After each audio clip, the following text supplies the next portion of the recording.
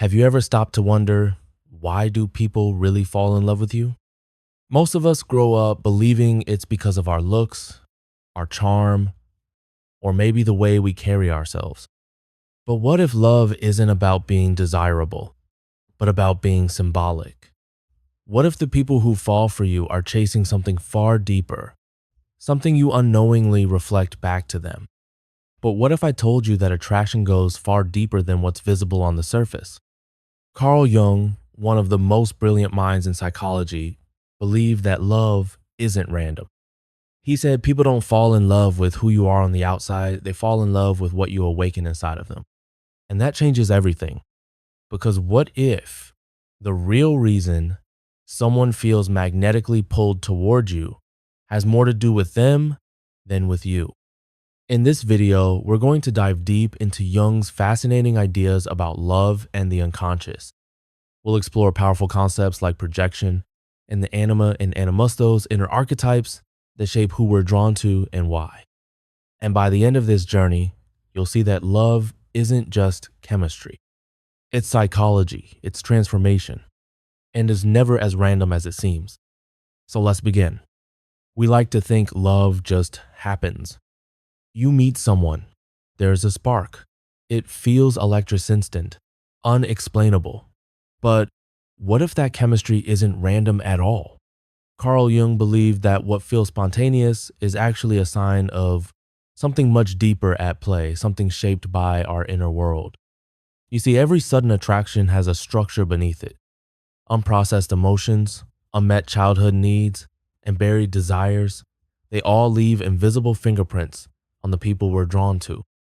This is what Jung called projection.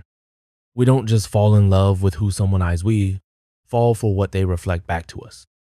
We're magnetically pulled toward people who mirror the hidden parts of ourselves, the ones we've repressed, ignored, or forgotten. Think about it. Someone who's lived their life being overly cautious may feel strangely captivated by someone fearless, bold, expressive, unfiltered. That's not just admiration, that's resonance. That boldness isn't just attractive, it's a reflection of something asleep inside them, a part of the self-longing to be awakened. And this is the secret. Attraction is the psyche reaching out for wholeness. It's not just romance, it's evolution.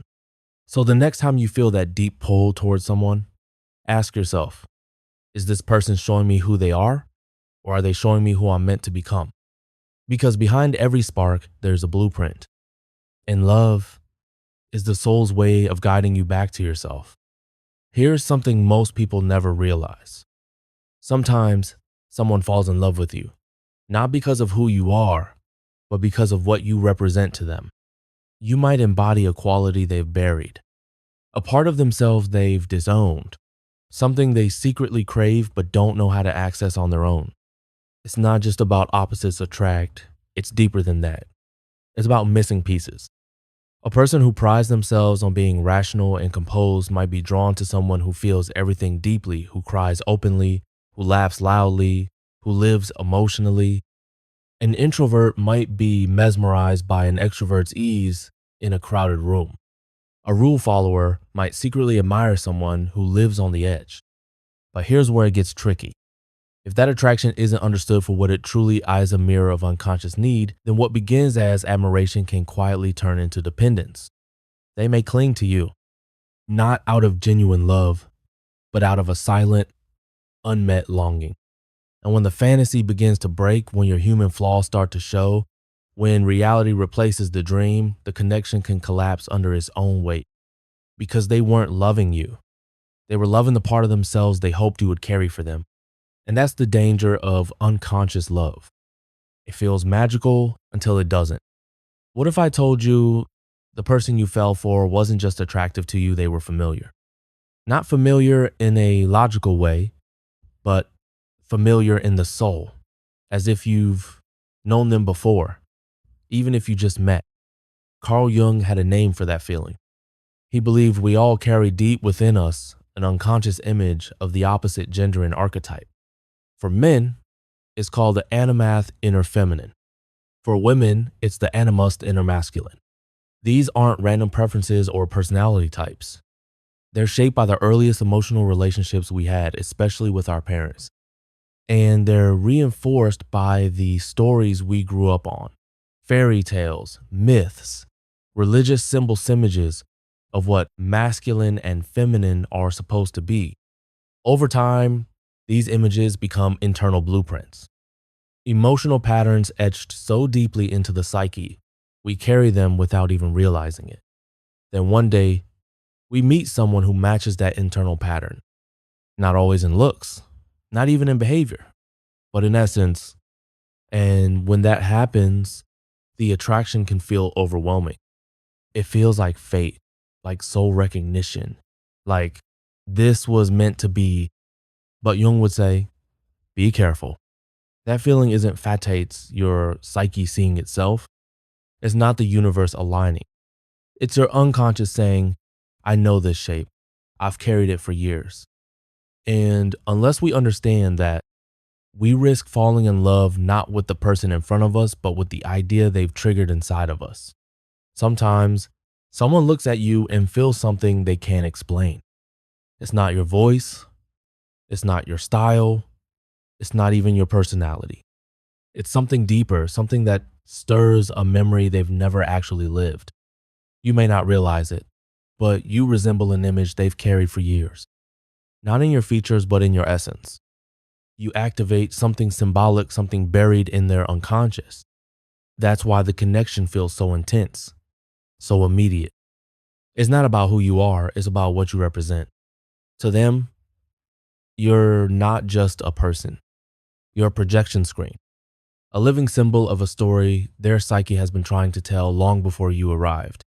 And here's where things begin to unravel. Because the moment your real self begins to show your flaws, your contradictions, your humanity, the fantasy starts to fall apart. They didn't fall for your complexity. They fell for an ideal, a sacred shape in their mind. And now, the illusion can't hold under the weight of reality. Suddenly, what once felt divine becomes confusing. What felt like fate begins to feel like friction. Disappointment creeps in, emotions spiral, and what started as magic slowly collapses. This isn't your fault. It's the nature of projection. When we fall in love with a symbol instead of a soul, the love can't breathe. It's too fragile, too bound to fantasy. And unless we recognize it for what it is, we'll keep mistaking symbolic recognition for real connection. It's easy to look back at a failed relationship and call it a mistake, to label it a waste of time, to carry the shame, to wonder why we didn't see it coming. But Carl Jung had a very different perspective. He didn't see these emotional entanglements, these moments of projection as failures. He saw them as necessary, as sacred, as part of the soul's evolution. Because love, in its rawest form, is a mirror. It reflects more than just beauty or compatibility. It reflects our unlived potential, those parts of us we haven't yet stepped into. It also reflects our deepest fears, our insecurities, our blind spots. Sometimes love reveals how much we've grown. Other times it shows us just how much we're still avoiding. Think about it. Have you ever fallen for someone who lit up your creativity? Or someone who triggered every insecurity you tried to bury? Both are messengers. Both are mirrors. And neither is an accident. Jung believed every person we fall for arrives with a psychological purpose. They aren't just people. They're a catalyst sent to awaken something inside of us we couldn't reach on our own. This is the heart of individuation, the journey toward becoming whole. So instead of asking, why did this go wrong? Maybe the better question is, what was this trying to teach me? Because even the love that breaks you might be the one that begins to build you. Have you ever met someone at exactly the moment you needed them, even if you didn't know it yet? It might have felt random, like chance, like life just threw this person into your path. But Carl Jung would argue there is no such thing as coincidence when it comes to the heart. He called these moments synchronistic events when two lives intersect, not by logic, but by meaning. When your unconscious is ready, it calls in the exact soul who will trigger the next stage of your growth. These people aren't random. They are catalysts and they arrive with purpose. Some relationships are meant to disrupt you, to shake your identity, to tear apart old beliefs, to crack the illusion you've been living in. Others are designed to break a pattern. Maybe one you've repeated in love your whole life, a toxic cycle, an old role, a version of yourself that's been quietly begging to be released. And some, they come simply to awaken something in you, a truth, a talent, a tenderness you forgot how to feel. It might not last. It might not be easy, but that doesn't mean it wasn't meant to happen. Because what matters most isn't how long they stay. It's what they stirred in you, what they revealed, what they set in motion. So the next time you cross paths with someone who shakes your soul, ask yourself, what part of me was ready to be awakened? Because it's not just love, it's transformation wearing the face of a person. So, why do people really fall in love with you? It's not always because of who you are on the surface. It's often because you reflect something they desperately need, or you awaken something within them they forgot existed. And the same goes for you. The people you fall for are the ones you can't stop thinking about. They often mirror your inner world. Not the version you show others, but the one that lives quietly beneath the surface. That's the real secret. Love isn't just about connection. It's about reflection. Each relationship is a chance to see yourself more clearly, to confront what you're missing, what you're running from, or what you've been secretly hoping to grow into. But here's the catch. If you move through love unconsciously without noticing these deeper patterns, you risk repeating the same relationships over and over again. Same emotional highs, same heartbreak, same confusion. You'll call it bad luck, but Jung would call it something else. A lesson waiting to be learned. His solution? Awareness. When you begin to understand your projections, when you recognize your inner archetypes and how they shape your choices, something changes. You stop searching for someone to complete you, and you start becoming whole within yourself. And from that place, love transforms. It becomes less about possession and more about presence, less about fantasy and more about truth. Because in the end, the deepest love is not about finding someone else. It's about rediscovering the parts of yourself that were waiting to be seen through them. Real love doesn't begin when someone finally sees you. It begins the moment you start seeing yours clearly, honestly, and without needing someone else to fill the spaces inside you. We've all been conditioned to chase love like it's something outside of us. The perfect partner, the missing half, the person who finally complete the puzzle we think we are. But what if that search is backward? Carl Jung believed love wasn't about completion, it was about awakening. He saw every relationship not as an ending, but as a doorway, a mirror held up by the universe, showing you who you are and who you're becoming. The truth is, people don't just come into our lives by chance. They arrive with purpose. Some to challenge us, some to break us open, and a few to gently reflect the parts of ourselves we've long abandoned.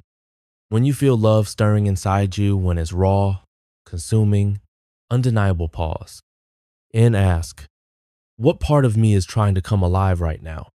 Because that's the gift. Love wakes up the forgotten. It brings light to our shadows, voice to our silence, and motion to the parts of us that have stayed still for far too long. But if you don't slow down to understand it, if you only chase the high, the fantasy, the comfort, you might miss the deeper invitation. Love isn't here to fix you. It's here to reveal you. So the next time someone makes your heart race or your soul ache, don't just ask, is this the one?